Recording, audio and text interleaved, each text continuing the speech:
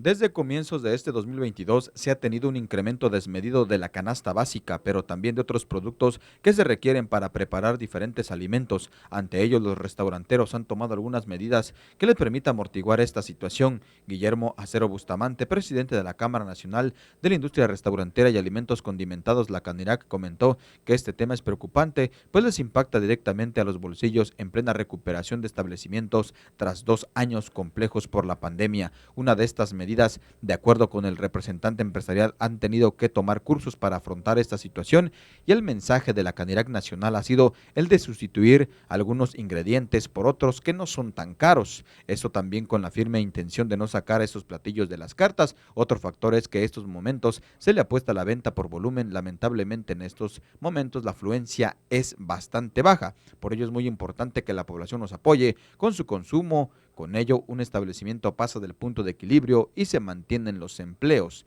En un panorama donde todos los costos se elevan sin parar, una opción es encontrar la forma de reducir costos de operaciones en este sector. Para TVO Noticias de Cuarto Poder, Rodolfo Flores. A pesar de contar con un régimen de protección legal adscrito, la selva lacandona y las 7 áreas naturales protegidas que la integran se encuentran seriamente amenazadas por los constantes ilícitos. La Asociación Civil Natura y Ecosistemas Mexicanos reconoció el papel de los 22 brigadistas comunitarios lacandones en su lucha por la conservación del territorio. La selva es de gran relevancia para México, pues su extensa superficie y su conservación es hogar de más de 20% de la biodiversidad del país y de alta importancia por los servicios ecosistémicos que provee a gran escala regional. Desde hace 10 años se constituye con los lacandones en apoyo y acompañamiento a un grupo de 22 brigadistas comunitarios, acciones de vigilancia y monitoreo de su territorio dentro de la reserva de la biosfera Montes Azules, destacaron los medioambientalistas. Las acciones, destacó la sociedad ambiental, ha sido en coordinación con la Comisión Nacional de Áreas Naturales Protegidas para hacer frente a las amenazas por constantes ilícitos como la cacería furtiva, la extracción de madera, la implementación de palma de aceite, incendios provocados por quemas agropecuarias y asentamientos irregulares. En el último año, gracias a los apoyos del Fondo Mexicano para la Conservación de la Naturaleza, se reforzaron una serie de habilidades del grupo de brigadistas mediante la facilitación de cursos teóricos y prácticos, destacó la organización. Para TVO Noticias de Cuarto Poder, Daniel García.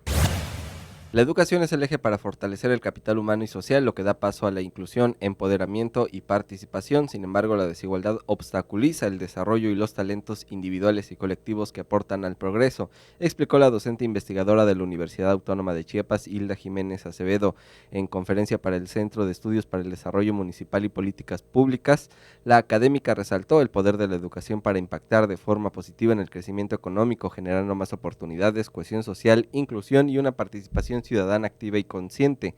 Pero la desigualdad, argumentó, es el gran obstáculo, por lo cual es necesario hacer efectiva la movilidad social que garantice las mismas oportunidades de vida entre las regiones, con trabajos puntuales en el acceso a protección social, educación, salud de calidad, alimentación, vivienda digna, empleos e ingresos dignos, pues sostuvo que la educación crea conciencia y dignidad para acabar con la dependencia económica y social. Para TVO Noticias de Cuarto Poder, Daniel García. De acuerdo a la Oficina del Servicio Nacional de Empleo, nuestro estado se ubicó en el primer y segundo lugar entre los estados del sureste del país en cuanto a los rubros de atención y colocación de personas buscadoras de un espacio laboral durante el primer cuatrimestre de este 2022. Este organismo dependiente de la Secretaría del Trabajo y Previsión Social detalló que Chiapas se colocó en la primera posición de la zona sureste por encima de Yucatán, Tabasco y Oaxaca. El titular de la Secretaría de Economía y del Trabajo, Carlos Salazar Estrada, comentó que gracias al impulso del gobierno del estado se cumplió con la meta de colocación que oscilaba en 1,590 plazas laborales y se posicionó como el primer estado con mayores resultados.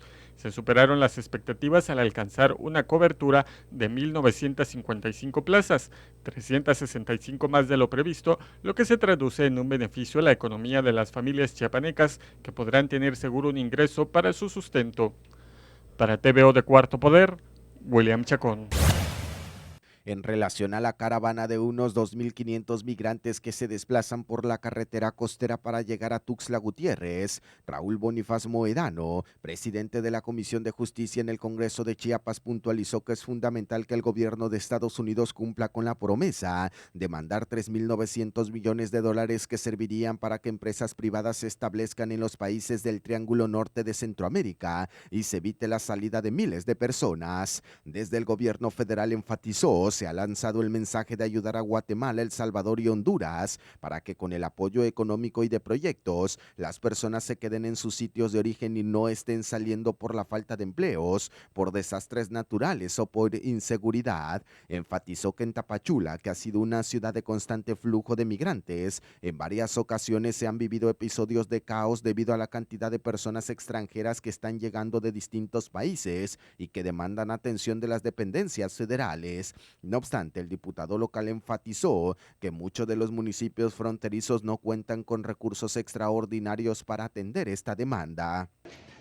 El gobierno de la República ha señalado que de acuerdo con la migración, pero siempre y cuando ésta sea documentada, o sea, tú no puedes darle acceso a cualquier ciudadano de otro país mientras no esté documentado. Y por ello ha sido exigente en ese sentido el Instituto Nacional de Migración.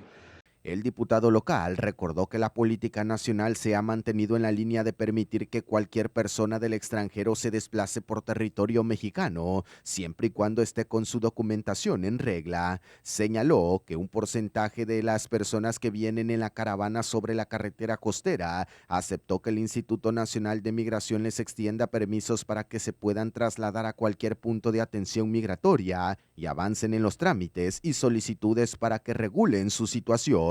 Finalmente, insistió que es fundamental que el gobierno vecino, hablando de Estados Unidos, fundamental será, dijo el diputado local, que si el país vecino exige que se frene el flujo de movilidad de personas en la frontera sur de México, a la par estén llegando recursos para cubrir las necesidades de estas personas. De lo contrario, toda la carga queda en manos de las autoridades mexicanas sin mover a los elementos policíacos, personal de salud y agentes migratorios implica un desembolso no previsto en el tema de recursos. Para TVO Noticias de Cuarto Poder, Adolfo Luján. Estudiantes del cuarto semestre de la licenciatura en Arqueología de la Universidad de Ciencias y Artes de Chiapas trabajan en el taller de Arqueología Experimental, que implica la simulación o replicación de objetos, técnicas, tecnologías, sistemas y situaciones mediante distintos tipos de experimentos y experiencias sobre la base de la evidencia arqueológica. Juan Ignacio Macías Quintero, profesor investigador de la Escuela de Arqueología de la UNICACH, explicó que la finalidad es estudiar y ofrecer elementos para la interpretación de la materialidad de las sociedades pasadas. La experimentación permite observar de manera directa relaciones de causa-efecto y realizar inferencias sobre prácticas, comportamientos y situaciones que pudieron suceder en el pasado pero que hoy no pueden observarse. Detalló que los estudiantes aprenden a cómo elaborar herramientas de piedra para procesar otras materias primas y con eso entender mejor cómo nuestros antepasados, la gente de las culturas antiguas, se las arreglaban cotidianamente para resolver sus necesidades alimenticias o domésticas.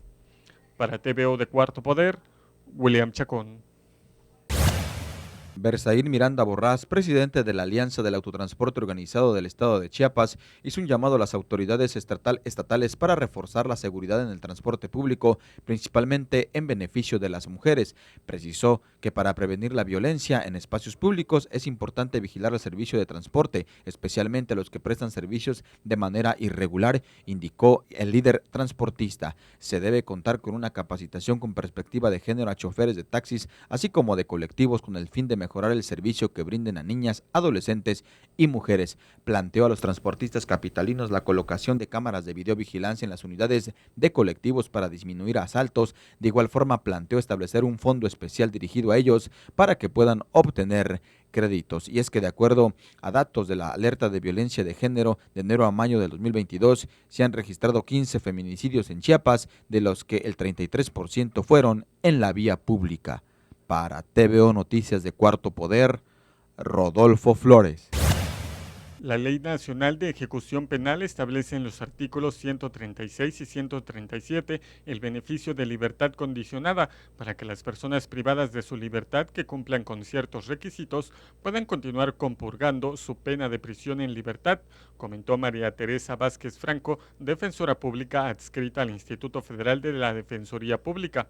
Los requisitos son cumplir con el 50% de la pena de prisión, no contar con diversas sentencias condenatorias firmes, que su externamiento no cause riesgo para los testigos que depusieron en su contra y para la sociedad, y haber tenido buena conducta durante su internamiento.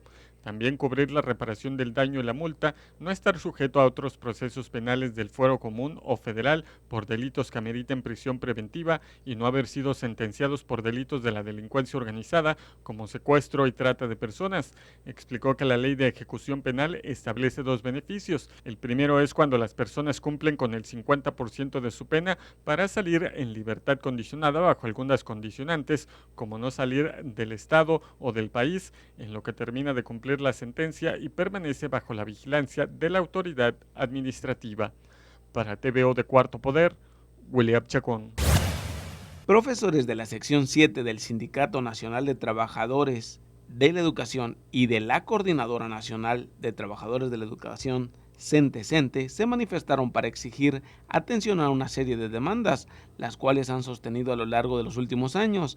La manifestación inició cerca de las 11 de la mañana desde el punto conocido como Parque Chiapasionate en la carretera Tuxtla Gutiérrez Chiapa de Corzo para desplazarse en sentido al poniente sobre el bulevar Ángel Albino Corzo y finalmente concluir en la avenida Central y calle Central frente al Parque Central, en donde se instaló un templete especial para el mitin de conclusión. Los integrantes del magisterio, encabezados por su líder Pedro Gómez Bámaca, expresaron su postura con respecto a diversos temas internos, pero reiteraron su exigencia de reinstalación de una mesa de negociación a nivel nacional. La protesta generó conflictos con el tránsito de vehículos en la zona centro de la ciudad, a lo que se sumó la manifestación realizada por migrantes en las afueras de la estación migratoria Cupapé, lo que finalmente generó molestias por parte de los conductores. La manifestación se realizó de manera simultánea en diferentes estados de la República en donde la CENTE tiene presencia y al mismo tiempo una comisión se dirigió a la Ciudad de México. En este mismo contexto, insistieron en la solución al tema de la caja de ahorro magisterial. Para TVO Noticias de Cuarto Poder, José Ortega. Migrantes de países como Venezuela, Honduras, El Salvador, Nicaragua y Arabia expusieron estar desesperados tras más de un mes a la espera de que el Instituto Nacional de Migración les otorgue un salvoconducto que les permita transitar libremente por el país. Cerca de las 10 de la mañana de este viernes, migrantes comenzaron con un bloqueo en los carriles de libramiento norte entre la prolongación de la calzada Unidad Deportiva y el bulevar Paso Limón, a las afueras de la estación migratoria Cupapé. Tras algunas horas y realizar algunas pintas y actuar amenazantes con el personal de la institución, los migrantes exigieron en grito al unísono que se les otorgue una visa. El documento de salvoconducto permite que los migrantes transiten de manera libre por el territorio nacional a lo largo de 30 días. Algunos migrantes han instalado un campamento improvisado en los alrededores de las oficinas dependientes de la Secretaría de Gobernación. Nicaragüenses, salvadoreños y algunos venezolanos dijeron estar desesperados tras más de un mes de espera, pero algunos más revelaron que tan solo llevan un par de días luego de desintegrarse de la caravana que partió el pasado domingo de la ciudad de Tapachula. Un grupo se dividió en opiniones, ya que algunos optaron por cerrar la vialidad de manera parcial e incluso colocar algunas mochilas y apostaron en los carriles de alta velocidad, pero otro grupo señaló no estar de acuerdo con la propuesta. Al inicio de la protesta se hizo un corte parcial a la circulación en los dos carriles, pero al paso de los minutos se dieron por cerrar totalmente la circulación. A pesar de los esfuerzos de personal de la Secretaría General de Gobierno y agentes de tránsito y vialidad municipal, no fue posible restablecer la circulación. Automovilistas se quejaron por la manifestación. Para TVO Noticias de Cuarto Poder, José Ortega. Luego de que el Pleno de la Suprema Corte de Justicia de la Nación invalidó diversas normas que impactan en los derechos de los pueblos, comunidades indígenas y afromexicanas, así como de personas con discapacidad, por no haberse llevado a cabo una consulta previa, la 68 legislatura deberá anular las reformas elaboradas en 2020 por la 67 legislatura. Estas normas son artículos que incluyen como los espacios privados de uso público, los cuales son espacios abiertos o cerrados de propiedad privada que por su naturaleza, uso o afectación satisfacen necesidades de uso público, del mismo modo que se contemplan rubros como accesibilidad y vivienda, asimismo, un programa estatal de desarrollo urbano. De la misma manera, las personas con discapacidad visual que estén acompañadas de perros guías tendrán libre acceso a todos los lugares públicos y privados.